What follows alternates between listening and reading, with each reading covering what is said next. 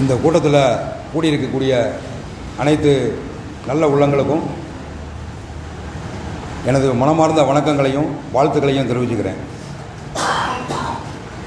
எங்கள் ஐயா செந்தமிழ்களார் எங்களை வளர்த்து விட்டு இவ்வளோ தூரத்துக்கு உங்களுக்கு முன்னாடி பேசுகிறதுக்கு எங்களை வச்சிருக்கிறார். அந்த அறிவையும் ஆற்றலையும் எங்களுக்கு அவர் வழங்கியிருக்கிறார். அவருடைய வழியில் தான் நாங்கள் வந்துக்கிட்டு இருக்கிறோம். ஐயா எப்படி 6வது வகுப்பு படித்தாரோ அதே போல் நானும் 6வது வகுப்பு தான் படிச்சிருக்கிறேன். பெரிய கல்வி அறிவெல்லாம் எனக்கு கிடையாது. ஆனால் ஐயா பிறந்த ஊரை சேர்ந்தவன், நான் அருப்புக்கோட்டையை சேர்ந்தவன். அப்படிங்கிறதுல எனக்கு ரொம்ப பெருமை இருக்குது. அதே போல் ஐயாவுக்கு ஏற்பட்ட பிரச்சனைகள் ரொம்ப அதிகமானது அருப்புக்கோட்டையில் இருக்கும்போது. ஆனால் அதையெல்லாம் அவர் அங்கே நின்று சாதிக்க முடியலை. அவரால் ரொம்ப பிரம பிரயோஜனப்பட்டார், கஷ்டப்பட்டார். அவர் ஒரு ப்ரெஸ் வச்சிருக்கிறார், செந்தமிழ் அச்சகம்னு சொல்லி ஒரு அச்சகம். அந்த அச்சகத்தை அதாவது கடன் கொடுத்ததாக சொல்லி அதை பறிமுதல் செய்கிறாங்க. அந்த பறிமுதல் செய்கிறதும் சட்டவிரோதமாக செய்கிறாங்க. அந்த சட்டவிரோத செயலை எதிர்த்து அவர் சட்ட போராட்டத்தை நடத்துகிறார். அப்படி நடத்தும் போது பார்த்தீங்கன்னா வழக்கறிஞர்கள், காவலர்கள் யாருமே அவருக்கு அகைன்ஸ்டாக இருக்கிறாங்க, எதிர்ப்பாக இருக்கிறாங்க. அப்போ அவர் என்ன செய்யறதுன்னு அவருக்கே புரியல. இன்னும் காவல்துறையும் அப்படித்தான் இருக்கு, வழக்கறிஞர்களும் அப்படித்தான் இருக்கிறாங்க. எப்படி நாம இதில் போய் நாம ஜெயிச்சு முன்னேறிட போறோம் அப்படி அவருக்குள்ள ஒரு கலக்கம். ஆனால் அந்த கலக்கத்தை வழக்கறிஞர் மூலமாக தொடச்சிட முடியும்னு நம்பிக்கை இருந்தது. ஆனால் அதுவும் பொய்த்து போச்சு. வழக்கறிஞர் யாருமே உதவ முன் வரல. இந்த சூழ்நிலையில் வழக்கறிஞரை எதிர்த்து அவர் குரல் கொடுக்கிறார் நீதிமன்றத்தில். அப்படி வழக்கறிஞரை எதிர்த்து குரல் கொடுக்கும் போது வழக்கறிஞர் அவைக்கு ஒரு புகார் செய்யும் போது அந்த வழக்கறிஞர் சங்கம் அவருக்கு எதிராக ஒரு தீர்மானத்தை ஏற்றுறாங்க. இவருக்கு ஆதரவாக யாருமே வழக்கு நடத்தக்கூடாது அப்படின்னு. அந்த தீர்மானத்தின் விளைவாக அவர் சட்டத்தை கற்றுக்கொள்வதற்கு நிர்பந்திக்கப்படுகிறார். இப்படிதான் அவருடைய சட்ட பயணம் தொடங்குது அருப்புக்கோட்டையில். இது நான் சொல்றதெல்லாம் 1994, 95, 96 இந்த காலகட்டம். இந்த காலகட்டத்தில் நடந்த சம்பவம். அதுக்கப்புறம் தான் ஐயாவோட நான் ரொம்ப ஐக்கியமாகிறேன். ஏன்னா எனக்கு அப்போல்லாம் நான் ஒரு கம்யூனிஸ்ட் கட்சியை சேர்ந்தவன். ஆனால் எனக்கு போராட்ட குணம் இயல்பாகவே எனக்கு இருக்கும். அந்த போராட்ட குணம் எனக்கு ஐயாவுக்கு ரொம்ப பிடிச்சிருந்தது. ஏன்னா மக்களுக்காக, ஏழை மக்களுக்காக போராடுறவராக இருக்கார். அதனால் உங்களை எங்களுக்கு ரொம்ப பிடிக்கும் அப்படின்னு சொல்லி அவர் சொல்லுவார். ஆனால் அவர் காங்கிரஸ் அரசியலை மையமாக கொண்டவராக இருந்தார். அருப்புக்கோட்டையில் புதையல்ங்கிற ஒரு பத்திரிகையை வாரந்தோறும் வெளியிட்டார். அந்த பத்திரிகையில் எழுதுவார், நிறைய எழுதுவார். அதுக்கு விமர்சனம் நான் எழுதுவேன். அதனால் நான் விமர்சகர்ன்ற முறையில் தான் முதல்ல ஐயா செந்தமிழ்களார்கிட்ட நான் அறிமுகமானேன். அந்த அறிமுகமே எனக்கு ரொம்ப சிறப்பாக இருந்தது. ஏன்னா நிறையா விவாதிப்போம், நான் கடுமையாக விவாதிப்பேன், அவர்கிட்ட போராடுவேன், சண்டை போடுவேன். காங்கிரஸ் அதாவது கம்யூனிஸ்ட் கட்சியோட போராட்டத்தை அவர் விமர்சனம் செய்வார். அதை எதிர்த்து நான் அவர்கிட்ட குரல் கொடுப்பேன். அப்படியா எங்களுடைய விவாதங்கள் இருந்தது. அப்படி தான் எனக்கும் அவருக்குமான உறவுகள் தொடர்ந்தது. அந்த உறவுகளின் அடிப்படையில் தான் நான் அவர்கிட்ட உள்ளே வர்றேன். அவர் நீங்களும் வாதாடலாம், கோர்ட்டில் வாதாடலாம், வாங்க சட்ட கோதாவில் இறங்கலாம் அப்படின்னு சொல்லி ஒரு அறைகூவல் விடுத்து ஒரு சட்ட நூலை வெளியிடுறாரு. அந்த சட்ட நூல் வெளியிட்டதே எனக்கு தெரியாது. ஏன்னா அவர் அருப்புக்கோட்டையில் தான் இருக்காருன்னு நான் நினச்சிக்கிட்டு இருக்கேன். ஆனால் அவர் அருப்புக்கோட்டையிலே இல்லை, சென்னைக்கு மாற்றலாகி போயிட்டார். இந்த விஷயமே எனக்கு தாமதமாக தான் தெரியும். சென்னையில் தான் நான் உயர்நீதிமன்றத்தில் அவர் புஸ்தகங்களை விற்று கொண்டிருக்கும் போது அவரிடம் நான் நேரில் வாங்குறேன். முதல் தடவையாக 2000 நான் சொல்கிறது 2000 ஆண்டில் நான் முதல் தடவையாக புஸ்தகம் அவர்கிட்ட வாங்குறேன். வாங்கி படிக்கிறேன். படிக்கும்போது எனக்கு ரொம்ப ஆச்சரியமாக இருந்தது. இவ்வளவு சட்ட நுணுக்கங்களை எப்படி கற்றுக்கிட்டார் இவர் இவ்வளவு சீக்கிரமா? 96, 97 தான் நம்ம சந்திக்கிறோம். அவரே போராடிட்டு இருக்காருங்க கோர்ட்டில். அப்படிப்பட்ட ஒரு சூழலில் ஒரு 3 ஆண்டுகள் இடைவெளிக்குள்ளாக அவர் இவ்வளவு தூரத்துக்கு சட்டத்தை தேர்ச்சியாக கற்றுக்கொண்டிருக்க முடியுமா அப்படிங்கிற கேள்வி எனக்குள்ள எழுந்தது. அப்போ அது முடியும், சாத்தியம் இருக்கு அப்படிங்கிறத அவர் என்கிட்ட சொன்னார். அவர் காது கேட்காது. அவர்கிட்ட போய் எழுதி தான் காட்டணும். எப்போதுமே நாங்கள் எழுதி தான் காட்டுவோம். ஐயா இதை மாதிரி இருக்குது, இதை மாதிரி அப்படின்னு சொல்லி நம்ம கேள்வியை கேட்டோம் அப்படின்னா அவர் வந்து பதில் சொல்லுவார். வாய்மொழியாக அவர் சொல்லுவார், நாங்கள் எழுத்து மொழியாக கேட்போம், அவர் வாய்மொழியாக சொல்லுவார். இப்படி தான் வந்து எங்களுக்குள்ள உரையாடல் இருக்கும். அப்படி அவர் வந்து சொல்லிக் கொடுக்கும்போது எனக்கும் வந்து வாரம் ஒவ்வொரு வாரத்துக்கும் 2 கடிதங்கள் எனக்கு வந்து வழங்கிடுவார். வெறும் 50 பைசா போஸ்ட் கார்டு தான். 50 பைசா போஸ்ட் கார்டு மூலமாக சட்டம் கற்றுக்கொள்ள முடியுமா? சாத்தியப்படுத்தியிருக்காரு. எங்கள்கிட்ட இருக்கு, எங்களோட கடிதங்கள் வந்து அவருடைய கடிதங்கள் ஒட்டு மொத்தமாக எங்கள்கிட்ட இருக்கு. பல்லாயிரக்கணக்கான கடிதங்கள் எங்கள்கிட்ட இருக்கு. அந்த கடிதங்களில் இருக்கக்கூடிய வாசகங்கள் அனைத்துமே எனக்கு ஆறுதல் தருபவையாகவும் சட்டங்களை கற்றுக் கொடுப்பவையாகவும் அந்த கடிதங்கள் எனக்கு இருந்தது. இதுதான் நான் வந்து சட்ட போராட்டத்துக்கு உள்ள நுழைகிறதுக்கு ஒரு காரணியாக அது இருந்தது. 6வது வகுப்பு படிச்சுட்டு நம்ம சட்டம் படிக்க முடியுமா அப்படிங்கிற கேள்வி எல்லாருக்குள்ளேயும் இருக்கும். நிறைய பேர் வந்து டிகிரியை பிடிச்சிருக்கேன் எனக்கே புரியலையா அப்படிமாங்க. ஆனால் உண்மைதான், சட்ட வார்த்தைகள்ங்கிறது தமிழ் தான். தமிழ்லையே நீங்கள் வந்து எளிமையாக புரிந்து கொள்ளும் வண்ணம் நிறைய விஷயங்கள் இருக்குது. ஆனால் உங்ககிட்ட தேடுதல் மனோபாவம் இல்லாத ஒரு குறைபாட்டினால் மட்டுமே நீங்கள் வந்து அதை தேடாமல் இருக்கிறீர்கள், கற்றுக்கொள்ளாமல் இருக்கிறீர்கள் என்பது எங்கள் பாதிக்கப்பட்ட ஒரு கழகத்தோட ஒரு ஆதங்கமாக இருக்கு. அந்த ஆதங்கத்தை போக்கும் வகையில் தான் எங்கள் பாதிக்கப்பட்ட ஒரு கழகம் மாநிலம் தோறும் அனைவருக்கும், பாமர பொதுமக்கள் அனைவருக்கும் சட்டத்தை கற்றுக் கொடுத்தே தீர வேண்டும்ங்கிற ஒரு உறுதியோட நாங்கள் வந்து பயணிச்சுக்கிட்டு இருக்கிறோம். அதன் மூலமாக தான் ஐயா செந்தமிழ்குளார் ஐயாவோட கனவு நிறைவேறும். ஏன்னு கேட்டீங்கன்னா, இன்னைக்கு சாதாரணமாக இன்னைக்கு நீங்கள் நான் வாழ்க்கையில் வந்து பார்த்துட்டு இருக்கக்கூடிய சம்பவங்கள் என்ன அப்படின்னு கேட்டீங்கன்னா, குற்றங்களை செய்வதற்கு தயங்காத மனிதர்கள் இந்த நாட்டிலே பெருகிவிட்டார்கள். அதுக்கு காரணம் என்ன? சட்ட அறிவு இல்லாததே காரணம் சொல்லி எங்க பாதிக்கப்பட்டவர்கள் சொல்லுது. சட்ட அறிவு இருந்திருந்தால் நிச்சயமாக குற்றம் செய்வதற்கு தயங்குவான் அப்படின்னு சொல்லி நாங்கள் நினைக்கிறோம். ஆனால் நிறைய பேர் சட்டம் தெரிஞ்சிட்டும் கூட குற்றம் செய்கிறாங்க. அந்த கருத்துக்குள்ள வரல. பாமர மக்கள் பொதுவாக வந்து சட்டத்தை பற்றி எல்லாருக்கும் எப்படி நினைக்கிறாங்கன்னு எனக்கு தெரியல.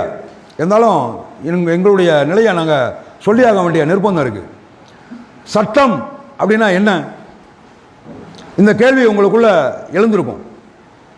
இந்த சட்டத்தை குறித்து நீங்கள் என்னைக்காவது கேள்வி எழுப்பியிருக்கீங்களா? சட்டம்னா என்ன? சட்டம்னா என்ன? அது பெரிய விஷயமா? அது நம்மளாம் கற்றுக்கவே முடியாத ஒரு பெரிய விஷயமா? ஆகாயத்தில் இருக்கா? இல்லையே. மனிதனின் வாழ்வியல் நெறிமுறையே சட்டம். இது எங்களுக்கு செந்தமிழ்குளார் ஐயா சொல்லிக் கொடுத்தது தான். மனித வாழ்வியல் நெறிமுறை தான் சட்டம். அதாவது 1700ஆம் ஆண்டுக்கு பின்னாடி தான் எழுத்து மொழியாகவே சட்டங்கள், உலகளாவிய சட்டங்கள் வந்தது. அப்போ அதுக்கு முன்னாடிலாம் மனுஷன் வந்து சட்டத்தை கடைப்பிடிக்கலையா? கடைப்பிடிச்சான். அன்னைக்கு இருந்த மனிதனின் அறிவாற்றலுக்கு ஏற்ப மனித உரிமை மறுக்கப்பட்டு பல்வேறு சூழல்கள் ஐயா இப்போ சமீபத்தில் பேசியிருந்தார். இது மாதிரி சாதி, மதம், இனம், பெண் இனம், ஆண் இனம் அப்படின்னு சொல்லி பாகுபாட்டோட உள்ளுக்குள்ள கொண்டு போய் நிறைய இடங்களில் வந்து சட்டங்களை வைத்திருந்தார்கள். அந்த சட்டங்கள் அரசவை மூலமாகவும் இன்னும் பல்வேறு அடுக்குகளின் மூலமாகவும் வந்து இருந்தது. அந்த சட்டங்கள்லாம் வந்து அன்னைக்கு எழுத்து மொழியாகவே கிடையாது. ஆனால் எழுத்து மொழியாக 1700ஆம் ஆண்டுக்கு பின்னாடி உருவாயிருச்சு. எழுத்து மொழியா உருவானதுக்கு அப்புறமும் இதே காட்டுமிராண்டித்தனம் இருந்தது. இந்த காட்டுமிராண்டித்தனத்தை எதிர்த்து உலகம் முழுவதும் பல்வேறு போராட்டங்கள் எழுந்தது. உலகம் முழுவதும், நான் சொல்ற சர்வதேசம் பூரா எல்லா நாடுகளிலையும் மனித உரிமை மீறலை எதிர்த்து போராட்டங்கள் நிகழ்த்திய சம்பவங்கள் உலக அரங்குகளில் அரங்கேறி இருக்கிறது. அதனுடைய தாக்கம் தான் சர்வதேச சட்டங்களை வகுக்க வேண்டும், சர்வதேச தரம் வாய்ந்த சட்டங்களை வகுக்க வேண்டும் என்கின்ற ஒரு நிலைப்பாடு அன்னைக்கு ஆட்சியாளனாக இருந்த பிரிட்டிஷ் சர்க்காருக்கு ஒரு நிர்பந்தமாக உருவாச்சு. இங்கிலாந்து நாட்டில் இருக்கக்கூடிய சட்டம் சர்வதேச தரம் வாய்ந்த சட்டம். அந்த சர்வதேச தரம் வாய்ந்த சட்டத்தை போல இந்தியாவிலும் சர்வதேச தரம் வாய்ந்த சட்டத்தை உருவாக்க வேண்டும் என்ற கோட்பாட்டோடு அன்றைய காலகட்டத்தில் உருவாக்கப்பட்டவைதான் இன்னைக்கு இருக்கக்கூடிய இந்தியாவில் நடைமுறையில் இருக்கக்கூடிய இந்திய சட்டங்கள். இந்திய சட்டங்கள் தரம் குறைந்தவை அல்ல, சர்வதேச தரம் வாய்ந்தவை. இதை நீங்க நெஞ்சு நிமித்தி சொல்லலாம். உலகம் பூராவும் நமது நாட்டின் சட்டத்தை, சட்டத்தின் வளர்ச்சியை ஒவ்வொரு நாடும் உன்னிப்பாக கவனித்துக் கொண்டிருக்கிறது. ரொம்ப ரொம்ப உன்னிப்பாக கவனிச்சுட்டு இருக்காங்க. நீங்க இதெல்லாம் எப்படி பார்க்குறீங்கன்னு தெரியாது. நாங்களாம் செய்தியை படிக்கிறோம் அப்படின்னா செய்திக்குள்ள இருக்கக்கூடிய விஷயங்கள், அதற்கு உள்ளிருக்கக்கூடிய உட்கருத்துக்கள் அனைத்தையும் நாங்கள் உள்வாங்குறோம்.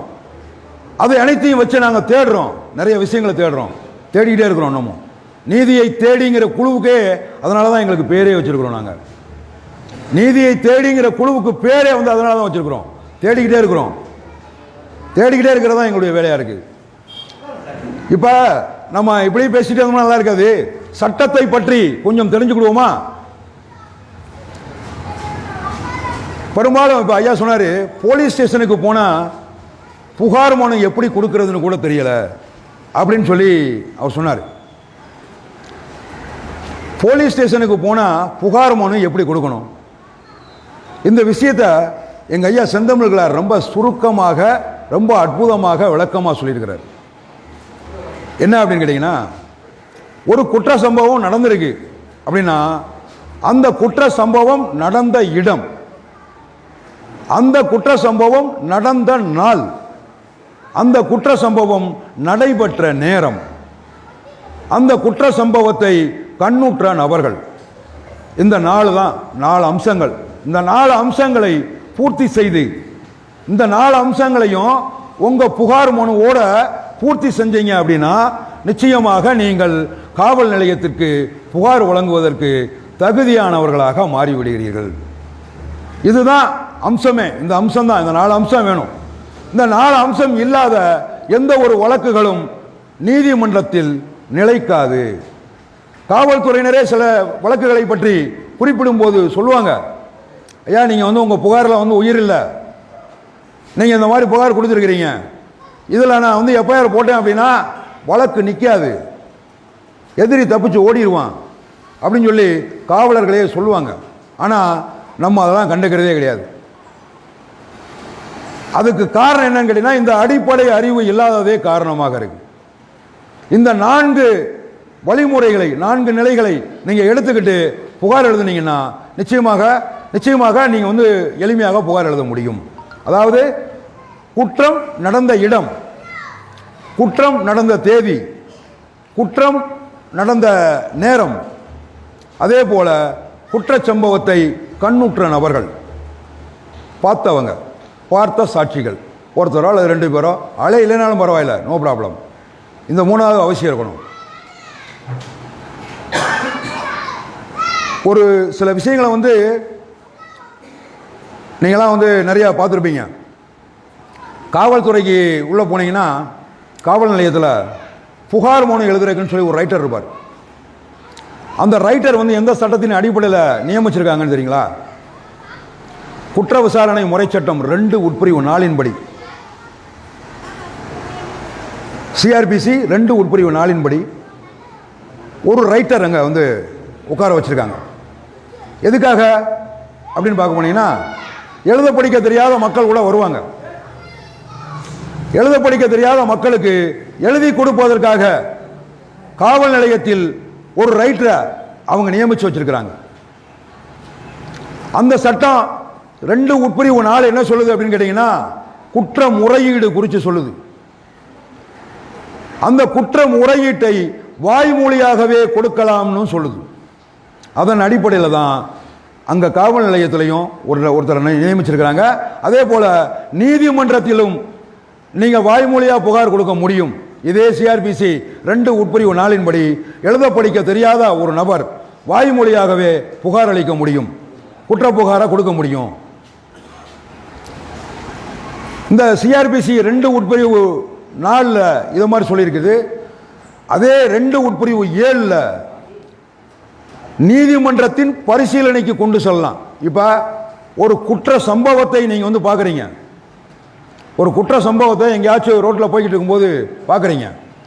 பார்த்தீங்கன்னா அவங்க குற்றம் செஞ்சுக்கிட்டு இருக்கிறாங்க, அடிச்சுக்கிட்டு இருக்கிறாங்க, பிடிச்சிக்கிட்டு இருக்கிறாங்க, ரெண்டு தரப்பு. அதை நீங்கள் வந்து பார்க்குறீங்க. அதை தகவலாக சொல்ல வேண்டிய கடமை உங்களுக்கு இருக்கு. குற்ற விசாரணை முறை சட்டம் 39வது பிரிவின்படி தகவலாக சொல்ல வேண்டிய கடமை உங்களுக்கு இருக்கு.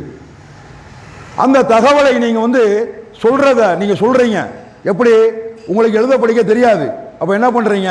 ஐயா இந்த மாதிரி சம்பவம் நடந்ததுங்கய்யா, நான் பார்த்தேன் அப்படின்னு சொல்லி காவல் நிலையத்தில் சொல்றீங்க. அப்படின்னா அவங்க எழுத்து மொழியாக எழுதி கொண்டு அவரிடம் கைரேகையோ கையொப்பமோ பெற்றுக்கொண்டு அவங்க வழக்காக விசாரிக்கலாம். அப்படி அவங்க செய்ய தவறிட்டாங்க காவல்துறை அப்படின்னா, நீங்க நீதிமன்றத்திற்கு சென்று குற்ற விசாரணை முறை சட்டம் 2 உட்பிரிவு 7 படி பரிசீலனை மனுவாக தாக்கல் செய்ய முடியும்.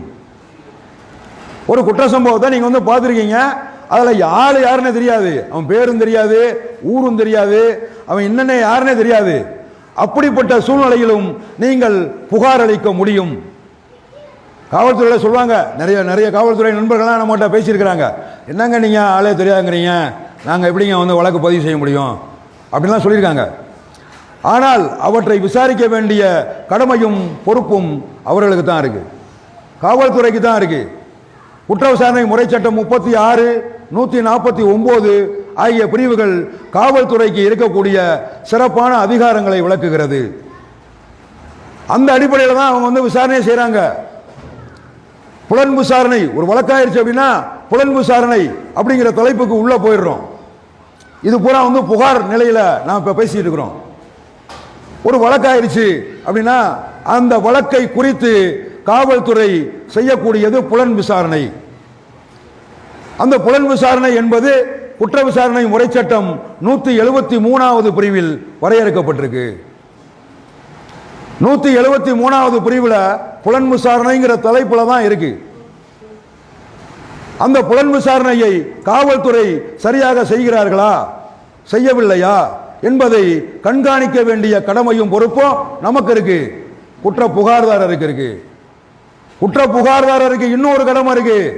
என்ன அப்படின்னு கேட்டீங்கன்னா, ஒரு குற்ற சம்பவத்தை பற்றி நீங்கள் புகார் அளிக்கும் முன்னர் நீங்க வந்து ஒரு கடப்பாடு ஆவணத்தை காவல் நிலையத்துக்கு எழுதி தரணும்னு சொல்லி எங்க பாதிக்கப்பட்டவர்களை சொல்லுது. இந்திய சாட்சிய சட்டம் 101 மற்றும் 105வது பிரிவின்படி காவல்துறைக்கு, ஐயா நான் இந்த குற்றச்சம்பவத்தை நிரூபிக்கிறேன், அப்படி நிரூபிக்க தவறுனா இந்த நீதிமன்றம், இந்த வழக்கை விசாரிக்கின்ற நீதிமன்றம் வழங்குகின்ற தண்டனையை நான் ஏற்றுக்கொள்கிறேன் அப்படின்னு அவர் கடப்பாடு ஆவணத்தை எழுதி வழங்க வேண்டும்னு சொல்லி நாங்க சொல்றோம். அப்பதான் பொய் வழக்குகள் உருவாவதை தடுக்க முடியும் என்பது எங்கள் பாதிக்கப்பட்டோர் கழகத்தின் அசைக்க முடியாத நம்பிக்கையாக இருக்கிறது. அது மட்டும் இல்ல, இப்ப காவல் நிலையத்துக்குள்ள உள்ள போய் நம்ம வந்து ஒரு புகார் கொடுத்துட்டோம். அந்த புகாரின் மீது அவங்க வந்து குற்ற முதல் தகவல் அறிக்கை அப்படிங்கிற பதிவு செய்யறாங்க. அந்த குற்ற முதல் தகவல் அறிக்கை சிஆர்பிசி குற்ற விசாரணை முறை சட்டம் 154வது பிரிவில் அதை பற்றி மிக தெளிவாக விளக்கியிருக்காங்க. 154(1) படி அவங்க எஃப்ஐஆர் பதிவு செய்யணும். எஃப்ஐஆர் பதிவு செய்ய வேண்டிய அவசியமான வழக்கு என்றால் எஃப்ஐஆர் பதிவு செய்யணும். ஆனால் நாங்கள் சொல்கிறோம், புகார் மனு யார் கொடுத்தாலும் நீங்கள் வந்து எஃப்ஐஆர் போடுங்க, எல்லாத்தையும் கடப்பாடு அவனை வாங்கிக்கோங்க. பொய்யா வந்து புகார் கொடுத்தான்னா அவனை ஜெயில் அடைங்க, பொய்யா சாட்சியம் சொல்றவனை ஜெயில் அடைங்க, பொய்யா வழக்கு பதிகின்ற காவல்துறையையும் ஜெயில் அடைக்கணும் அப்படின்னு எங்களுடைய கருத்து. பொய்யா வந்து ஒரு பொய்யாக ஒரு வழக்கை நடத்துகின்ற அரசு தரப்பு வழக்கறிஞர் உள்பட சிறையில் அடைக்கணுங்கிறத எங்களுடைய கருத்து. நாங்கள் வந்து அதில் வந்து உறுதியாக இருக்கோம். ஏன்னா சட்டம் அனைவருக்கும் சமம்.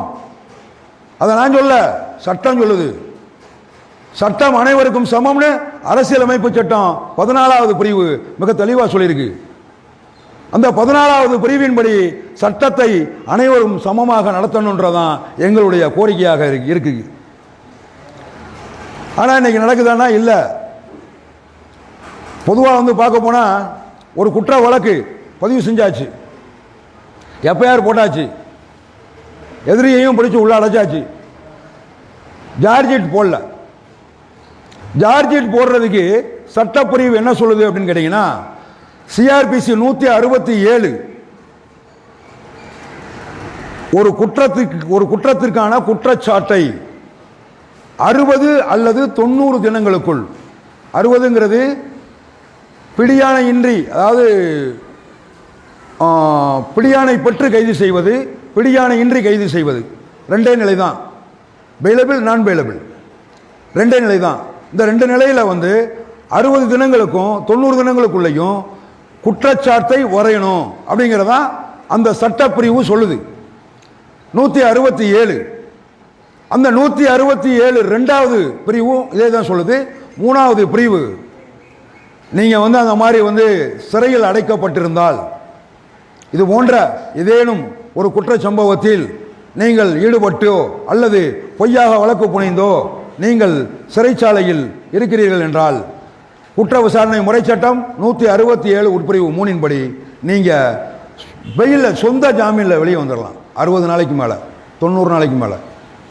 நான் சொல்லக்கூடிய இந்த கணக்கு சிறைச்சாலையில் இருக்கும்போது வழக்கறிஞர் நீங்கள் நியமிக்கணும்னு அவசியமே இல்லை. கோர்ட்டுக்கு நீங்கள் வந்து மனு செய்றீங்கன்னா அந்த கோர்ட்டு பீஸ் ஸ்டாம்பு கூட ஒட்ட வேண்டியதில்லை. நீங்கள் சிறைச்சாலையில் இருக்கும்போது கோர்ட்டு பீஸ் ஸ்டாம்பே ஒட்ட வேண்டியதில்லை. கோர்ட்டுக்கு கொடுக்குற மனுவில் நீதிமன்ற முத்திரை கட்டண சட்டம் பிரிவு 19 மிக தெளிவாக சொல்லுது. குற்றம் சுமத்தப்பட்ட யாரும் வந்து முத்திரை கட்டணம் செலுத்த தேவையில்லை. ஸ்டாம்பு, கோர்ட்டு பீஸ் ஸ்டாம்பு ஒட்டணும்னு அவசியம் இல்லை. அப்படி நாங்கள் வந்து நிறைய பயன்படுத்திட்டு தான் இருக்கிறோம். எங்களை சிறைச்சாலைக்கு உட்படுத்தும் போது அவரை நாங்கள் வந்து பயன்படுத்துகிறோம். அதே போல் இதை மாதிரி வந்து வெளியே வந்துக்கலாம் உள்ளே இருக்கிறவங்க. அதே போல் உள்ளே இருக்கிறவங்க வழக்கு நடத்துகிறாங்க, குற்றப்பத்திரிக்கையை தாக்கல் பண்ணியாச்சு, எதிரிக்கு வந்து தாக்கல் பண்ணுறாங்க, கொடுக்குறாங்க. அது வந்து குற்ற விசாரணை முறை சட்டம் 207வது பிரிவின் கீழே அந்த குற்றப்பத்திரிகை நகலை ஒவ்வொருத்தருக்கும் வழங்குறாங்க. 207வது பிரிவின் கீழே தான் வழங்குறாங்க. காவல்துறை வந்து வழங்குது. அந்த குற்றப்பத்திரிகை நகலை பெற்றுக்கொண்டவுடன் அடுத்த கட்ட நடவடிக்கையாக குற்ற விசாரணை முறை சட்டம் 313வது பிரிவின்படி உங்ககிட்ட வந்து கொஸ்டின் எழுப்பப்படும். நீங்கள் இந்த குற்றத்தை செஞ்சீங்களா, போலீஸ் இந்த மாதிரி சொல்கிறாங்க, நீங்கள் இந்த குற்றத்தை செஞ்சீங்களா அப்படின்னு உங்ககிட்ட கேள்வி எழுப்புவாங்க. அந்த கேள்வி எழுப்புவதற்காகவே மறு வாய்தா போடப்படும். 313ல் உங்ககிட்ட கேள்வி எழுப்புவாங்க. அந்த கேள்வி எழுப்பப்பட்ட பின்னர், இல்லையா நான் எந்த குற்றமும் செய்யலை, போலீஸ் வந்து பொய்யாத்தான் போட்டிருக்காங்க வழக்கு, அப்போ நீங்கள் நடத்துகிறீங்களா, ஆமாம் நடத்துகிறேன், வழக்கறிஞர் வச்சுருக்கீங்களா, இல்லை, வழக்கறிஞர் நாங்கள் வச்சு தரவா, வேண்டாம் நானே வழக்கு நடத்துகிறேன், பார்ட்டின் பர்சனா அப்படின்னு சொல்லி நம்ம வந்து கேட்கலாம். நாங்கள் அப்படி தான் கேட்குறோம். பார்ட்டின் பர்சனாக தான் நாங்கள் வந்து வழக்கு நடத்துறதுக்கு கேட்டு உள்ளுக்குள்ளே போய் வந்து வாதாடிக்கிட்டு இருக்கிறோம், தொடர்ச்சியாக வாதாடிக்கிட்டு இருக்கிறோம் பல்வேறு வழக்குகளில். அப்படி நீங்கள் வந்து கேட்டு உள்ளே போகும்போது அடுத்த கட்ட நடவடிக்கையாக வந்து விசாரணை தொடங்குறோம். ட்ரையல் ஸ்டேஜ் அப்படின்றாங்க. அதை அந்த ட்ரையலில் வந்து வரிசையாக சாட்சிகளை கூப்பிட்டு வந்து விசாரிக்கணும். போலீஸார் வந்து சாட்சியை கொண்டே வரமாட்டாங்க. மேக்சிமம் காவல் நிலையங்களில் சாட்சிகளை உடனடியாக கூட்டு வரதே கிடையாது. நீதிமன்றத்தில் நிறைய வழக்குகள் விசாரணை காலத்தில் தேங்கி நிற்கக்கூடிய காரணம் எது அப்படின்னு பார்க்க போனோம்னா இதுதான் மூல காரணமாக நாங்கள் கருதுகிறோம். நிறைய வழக்குகளில் சாட்சிகள் வந்து முறையாக சரியான தேதியில் குறித்த தேதியில் விசாரிக்கப்படுவதே இல்லை. இது எங்களுடைய வலிமையான குற்றச்சாட்டு. அதை நீதிமன்றமும் கண்டுக்கிறது இல்லை. இந்த இடத்துல எங்கள் பாதிக்கப்பட்டவர் கழகம் ஒரு புதுமையான யுக்தியை கொண்டு வருது. என்ன அப்படின்னு கேட்டீங்கன்னா, ஒரு குற்றப்பத்திரிகை எதிரிக்கு வழங்கிய நாளிலிருந்து, ஒரு குற்றப்பத்திரிகையை எதிரிக்கு வழங்கிய நாளிலிருந்து தொடர்ந்து ஒவ்வொரு நாளும் விசாரணை செய்யணும் அப்படின்னு சொல்லி குற்ற விசாரணை முறை சட்டம் 309 உட்பிரிவு 1 சொல்லுது. நியாயமான காரணம் எதனா ஒத்தி வைக்கலாம், வழக்க வாய்தா போடலாம். நியாயமான காரணம் இல்லாத போது தொடர்ந்து நடத்தணும் அப்படின்னு சொல்லி அந்த சட்டம் சொல்லுது. ஆனால் அந்த சட்டத்தின்படி நீதிமன்றம் செயல்படுவதில்லை. காவல்துறையினரும் உடனடியாக சாட்சிகளை கோர்ட்டுக்கு அழைத்து வந்து சாட்சி சொல்ல செய்ய வைக்கிறது இல்லை. இந்த குற்றச்சாட்டு நிறைய இடங்கள் இருக்குது. இதனாலே தான் வழக்கு விசாரணைக்கு தாமதம் அதிகமாக ஆகுது குற்ற வழக்குகளில். இதை வந்து எங்கள் பாதிக்கப்பட்ட கழகம் வன்மையாக கண்டிக்குது. ஒன்று. ரெண்டாவது, அதை எப்படி மாற்றி அமைப்பது, எப்படிங்க அந்த வழக்கை வந்து விசாரணையை துரிதப்படுத்துறது, என்ன செய்யலாம் அப்படின்னு சொல்லி நாங்கள் வந்து ஆலோசனை சொல்கிறோம்.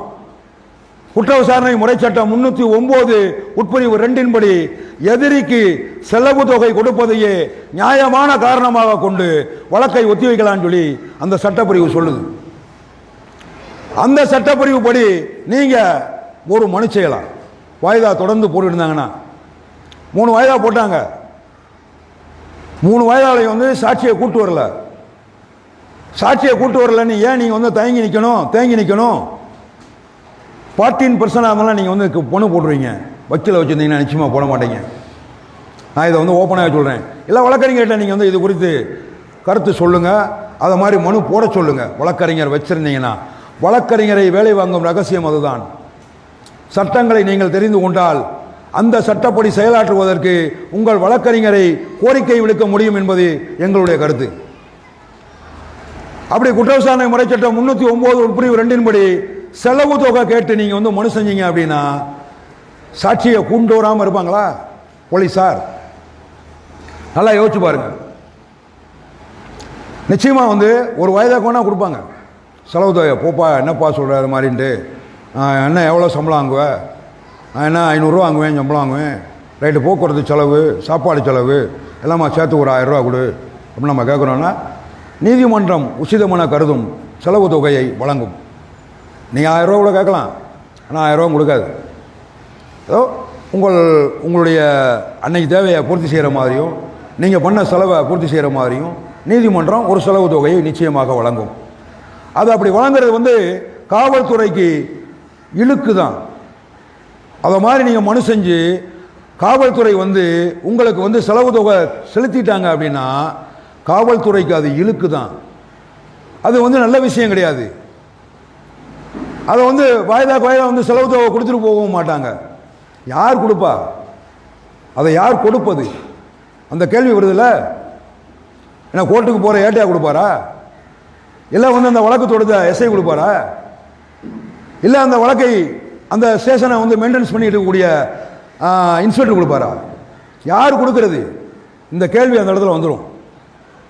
ஒரு தடவை நீங்கள் வாங்கிட்டீங்கன்னா, கஷ்டப்பட்டு வாங்கிட்டீங்கன்னா அடுத்தடுத்து சாட்சிகளை விரைவாக கொண்டு வந்து விடுவார்கள். வழக்கை விரைவாக முடிக்க முடியும். சரி, வழக்கு பூரா எல்லா சாட்சியையும் கொண்டு வந்துட்டாங்க, எல்லாம் விசாரிச்சாச்சு, எல்லா சாட்சியையும் பூரா கூப்பிட்டு விசாரிச்சாச்சு, கேஸ் முடிகிற ஸ்டேஜுக்கு வந்துருச்சு. அந்த நேரத்தில் வந்து நீங்கள் உங்ககிட்ட கேட்பாங்க, என்னப்பா இந்த மாதிரி சாட்சியம்லாம் சொல்லியிருக்காங்க, அதில் எல்லாம் உன்னைய குற்றம் சுமத்தியிருக்காங்க, அந்த குற்றத்தை நீங்கள் ஒப்புக்கொள்கிறீர்களா அப்படின்னு கேட்பாங்க. இல்லைங்கய்யா நான் ஒப்புக்கொள்ள, அது பூரா பொய் அப்படின்னு சொல்லி நம்ம சொல்கிறோம். அப்போ உங்கள் தரப்பில் சாட்சி இருக்கா அப்படின்னு கேட்பாங்க. வழக்கறிஞர் நீங்கள் வைத்திருந்தீர்கள் என்றால் இல்லைன்னு சொல்லிடுவாங்க. நல்லா புரிஞ்சுங்க. வழக்கறிஞர்கள் நீங்கள் வைத்திருந்தீர்கள் என்றால் சாட்சி இல்லைன்னு சொல்லிடுங்க, கேஸை அடுத்த ஆர்குமெண்ட் ஸ்டேஜுக்கு போயிடுவோம் அப்படின்னு சொல்லி வழக்கை விரைவாக முடிக்கிற கொண்டு போயிடுவாங்க. ஆனால் 14% இருந்தால் நிச்சயமாக சாட்சி இருக்கிறது என்று கூறுவான். ஏன்னு கேட்டீங்கன்னா குற்ற விசாரணை முறை சட்டம் 315வது பிரிவுப்படி ஒவ்வொரு எதிரியும் சாட்சியாவதற்கு தகுதியானவர் சொல்லுது. ஒவ்வொரு எதிரியும் சாட்சியாவதற்கு தகுதியானவர் அப்படின்னு சொல்லுது. அந்த சட்டப்பிரிவு படி நீங்க என்னையும் சாட்சியாக அழைத்து விசாரிக்கணும், கூண்டில் ஏற்றி விசாரிக்கணும் அப்படின்னு நீங்க மனு செய்யணும். மனு செஞ்சா தான் விசாரிப்பாங்க. அதையும் சொல்றேன், சட்டமே அதான் சொல்லுது. 315வது பிரிவுப்படி நீங்களும் ஒரு சாட்சியாவதற்கு தகுதியானவர் அப்படின்னு சொல்லுது. அந்த சாட்சியை நம்மளே கூண்டில் ஏறி சாட்சி சொல்லலாம். அது இல்லாம மேலும் சாட்சிகள் இருக்கிறார்கள் என நீங்கள் கருதினால், மேலும் உங்களுக்கு சாட்சி இருக்காங்க அந்த வழக்கில், அவங்க போலீஸாரெல்லாம் அதில் வந்து இணைக்கல, அதுபோல வந்து குற்றச்சம்பவத்தை நேரில் கண்ணுற்ற சாட்சிகளாக அவர்கள் இருக்கிறார்கள், உண்மையை சொல்லுவாங்க அப்படின்னு சொல்லி நீங்கள் நினைச்சீங்க நம்பினீங்கன்னா அவங்க நேரில் கூட்டு போய் நீங்கள் சாட்சி சொல்ல வைக்கலாம். அப்படி இல்லாமல் நீங்கள் அவங்களுக்கு சம்மன் அனுப்பி ப்ராசஸ் மெமோ என்று சொல்லக்கூடிய ஒரு மனுவை செஞ்சு அதன் மூலமாக அந்த சாட்சிகளுக்கு சம்மனை அனுப்பி நீங்கள் வந்து விசாரிக்கிறதுக்கு கூப்பிடலாம். அந்த ப்ராசஸ் மெமோ அப்படிங்கிறது குற்ற விசாரணை முறைச்சட்டம் 311வது பிரிவின் கீழே செய்யப்படுது. எத்தனை சாட்சியங்கள் வேணாலும் நீங்கள் கூப்பிடலாம். சாட்சியங்கள் இத்தனை தான் அப்படின்ற வரம்பெல்லாம் ஒன்றுமே கிடையாது. சாட்சிய சட்டம் 134வது பிரிவு அதை மிக தெளிவாக வலியுறுத்துகிறது. எந்த ஒரு வழக்கிலும் சாட்சிக்கு ஒரு வரம்பே கிடையாது. இத்தனை சாட்சி தான் இருக்கணும், 10 தான் இருக்கணும், 2 தான் இருக்கணும், 3 தான் இருக்கணும் அப்படின்ற வரம்புகளே கிடையாது. எத்தனை சாட்சிகள் வேண்டுமானாலும் நீங்கள் உள்ள கொண்டு போகலாம். அந்த குற்றத்தை நிரூபிக்க தகுந்த சாட்சிகளாக அது இருக்க வேண்டும். உங்கள் வழக்கில் நீங்கள் விடுதலை பெறுவதற்கான ஒரு ஆயுதமாக அது இருக்க வேண்டும். இதை நீங்கள் வந்து மனசில் வச்சு நீங்கள் செய்யலாம். இன்னும் சில இடத்துல வந்து பார்த்தீங்கன்னா நிறைய பேருக்கு ஒரு சில குழப்பங்கள் இருக்கும். என்னடா சார் சொல்கிறாரு, நம்ம கூப்பிட்டா வரமாட்டாங்களா அவங்கெல்லாம் எப்படி நம்ம வந்து சாட்சியாக வந்து கொண்டுடுறது அப்படிங்கிற குழப்பமெல்லாம் கூட சில பேர்கிட்ட இருக்கும். ஏன்னா பார்த்துருப்பாங்க, நேர்மையாளனாக இருப்பாங்க. ஆனால் அவங்க வந்து நீதிமன்றத்திற்கு வந்து சாட்சி சொல்வதற்கு அச்சப்படுகின்றவர்களாக இருப்பார்கள். அவங்களுக்கு நீங்கள் போய் நேரில் போய் விளக்கி சொல்லலாம். அப்படி சொல்லியும் கேட்கல அப்படின்னாலும் நீங்கள் வந்து என்ன பண்ணலாம் அப்படின்னு கேட்டிங்கன்னா, சிஆர்பிசி 311வது பிரிவின் கீழே சிறப்பான ஒரு மனுவை நீங்கள் சிறப்பு சாட்சியமாக அவரை வந்து சொல்லி அவருக்கு சம்மன் அனுப்பி படி கட்டிடலாம். நீங்கள் முதல் ஒரு நபருக்கு 5 ரூபாயும், இரண்டாவதாக அழைக்கக்கூடிய ஒவ்வொரு நபருக்கும் 2.5 ரூபாயும் தான் கட்டணம். நல்லா தெரிஞ்சுங்க. வழக்கறிஞர்கள் அதிகமான சாட்சியத்தை உள்ளே அழைப்பதற்கு பல்லாயிரக்கணக்கிலே கட்டணம் வாங்கி கொண்டிருக்கிறார்கள். இதை எங்கள் பாதிக்கப்பட்டவர் கழகம் உன்னிப்பாக கவனித்துக் கொண்டுதான் இருக்கிறது. ஒவ்வொரு கட்டத்திலையும் இதுக்கு கட்டணமா எவ்வளோனா இவ்வளோதான். நல்லா புரிஞ்சுங்க. கோர்ட்டுக்கு அவர் வந்ததுக்கு அப்புறம் அவருக்கு சாப்பாட்டு செலவு, பயண செலவு எல்லாம் கொடுக்கணும். அதுதான் விதி. நீதிமன்றம் உத்தரவிடும். அந்த கட்டத்தில் அவர் வந்து கூண்டில் ஏறி சாட்சி சொல்றதுக்கு முன்னாடியே, அப்பா வந்திருக்காருப்பா, அவர் உனக்காக தான் வேலையை போட்டு வந்திருக்காரு, அவர் வந்து சாட்சி சொல்ல போறாரு, அவருக்கு வந்து படியை கட்டிடு அப்படின்னு நீதிமன்றம் உத்தரவிடும் போது நீதிமன்றத்தின் முன்னிலையிலேயே நாம் அவருக்கு செலவு தொகையை கொடுக்கலாம். இதுதான் நடைமுறை ப்ராசஸ். இதுக்கு பேர் தான் ப்ராசஸ் மெமோ. இந்த ப்ராசஸ் மெமோவை பயன்படுத்துறதே கிடையாது மேக்சிமம் பேர். ஏன்னா நீங்கள் வந்து உங்களுடைய குற்றத்திலிருந்து உங்களை விடுவித்துக் கொள்வதற்கு இது மிகப்பெரிய ஆயுதமாக இருக்கும். உங்களை நீங்கள் சாட்சியாக உட்படுத்திக் கொள்ளும் போதும், அதே போல ஒரு புதிய சாட்சியை, நேரில் கண்ணுற்ற சாட்சியை நீங்கள் பதிவு செய்யும் போதும் நிச்சயமாக உங்கள் வழக்குக்கு அது உதவியாக இருக்கும். அப்படிங்கிறத நாங்கள் உறுதியாக சொல்கிறோம். நாங்கள் அதை பார்த்துட்டு தான் இருக்கோம். ஒவ்வொரு வழக்கிலையும் பார்க்குறோம். எங்ககிட்ட வரக்கூடிய ஒவ்வொரு வழக்கிலையும் நாங்கள் வந்து பார்க்குறோம். அது மாதிரி வந்து பண்ணுறோம். இந்த மாதிரி எல்லாமும் இதெல்லாம் முடிஞ்சிருச்சுப்பா, எல்லாம் நம்ம தரப்பு சாட்சியமும் ஏற்றிட்டோம், அடுத்து என்னப்பா அப்படிங்கும்போது வாதுரை, ஆர்கியூமெண்ட் அப்படின்னு சொல்லக்கூடிய வாதுரை, குற்ற விசாரணை முறைச்சட்டம் 314வது பிரிவு வாதுரையை பற்றி மிக தெளிவாக விளக்குகிறது. இறுதி வாதுரை, ஒவ்வொரு மனுவின் மீது இடைநிலை மனு மீதும் வாதுரை என்பது பொருள்படும். நல்லா புரிஞ்சுக்கணும். இடையில நீங்கள் வந்து இன்னொரு மனு கொடுக்குறீங்க, ஒரு சிஆர்எம்பி போடுறான், ஒரு மனு நம்பர் போட்டிருக்கிறாங்க அப்படின்னா, அதாவது ஒன்றும் இல்லை, இப்போ நீங்கள் செலவு தொகையை கேட்டு நீங்கள் வந்து மனு போடுறீங்கன்னு வைங்களேன், அந்த மனுவுக்கு நம்பர் கொடுத்துட்றாங்க, விசாரிக்கிறாங்க. அரசு தரப்பு வழக்கறிஞர் கூட வந்து அதில் வந்து பேசலாம், பதில் சொல்லலாம். அதனால் அந்த நம்பர் வந்து உள்ளே வந்திருக்கும் போது அது சம்பந்தமான ஆர்கியூமெண்ட் பண்ண முடியும். அதுவும் இதே சிஆர்பிசி 314வது பிரிவினிகளை தான் பண்ணுறாங்க. இடைநிலை மனு, இடையில கொடுக்கக்கூடிய மனு, அதை வந்து பல்வகை மனு எண் அப்படின்னு சொல்லி நம்ம சொல்லலாம். பல்வகை மனு எண் சிஆர்எம்பி அப்படின்னு சொல்லி கோர்ட்டில் வந்து கொடுத்துருப்பாங்க. இந்த மாதிரியான மனு எண்ணில் விசாரணையும் வாதுரை செய்யலாம். 314 வாதுரை செய்ய முடியும். அதே போல வழக்கின் இறுதி கட்டத்திலும் 314வது பிரிவின்படி வாதுரை செய்ய முடியும். அந்த வாதுரையில் இந்த வழக்கில் நீதிமன்றத்தில் என்னென்ன நடைபெற்றதோ, யாரெல்லாம் சாட்சி சொன்னாங்களோ, என்னென்ன சாட்சி சொன்னாங்க, எப்படி குற்றச்சம்பவம் நடந்ததாக சொன்னாங்க, அதில் பொய் இருக்கா உண்மை இருக்கா அப்படிங்கக்கூடிய கருத்தை நீங்கள் மையப்படுத்தி நீங்கள் அந்த வாதுரையை செய்ய முடியும். 314 நீங்கள் வந்து ரொம்ப சிறப்பாக செய்யலாம். வாதுரை எழுத்து மொழியான வாதுரையை நீங்கள் வழங்க முடியும். அப்படி நீங்கள் எழுத்து மொழியான வாதுரை வழங்கினீங்கன்னா நிச்சயமாக அதற்கு பதில் சொல்லியே தீரணும். நீதிமன்றம் பதில் சொல்லியே தீரணும். அப்படிப்பட்ட ஒரு நிலை இருக்கு. அரசு தரப்பு வழக்கறிஞர் ஆர்கியூ அடுத்து பண்ணி ஆகணும்.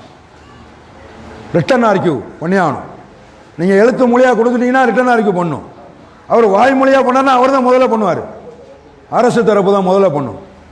அதுக்கடுத்து தான் நாம் பண்ணுறோம். ஆனால் நீங்கள் ரிட்டன் ஆர்கியூமெண்ட் நீங்கள் கையில் முதல்ல கொடுத்துட்டீங்க அப்படின்னா அரசு தரப்பு இரண்டாவதாகத்தான் வாதுரையை மேற்கொள்ளும். அந்த கட்டத்தில் நம்ம மேலும் வாதுரை செய்யணும்னு நீங்கள் விரும்புனீங்கன்னா நீங்கள் செய்ய முடியும். வாய்மொழியாக மேலும் வாதுரை செய்ய முடியும். ஏன்னா அரசு தரப்பு வழக்கறிஞர் சொல்லுவார், வாய்மொழியாக கருத்து சொல்லுவார்.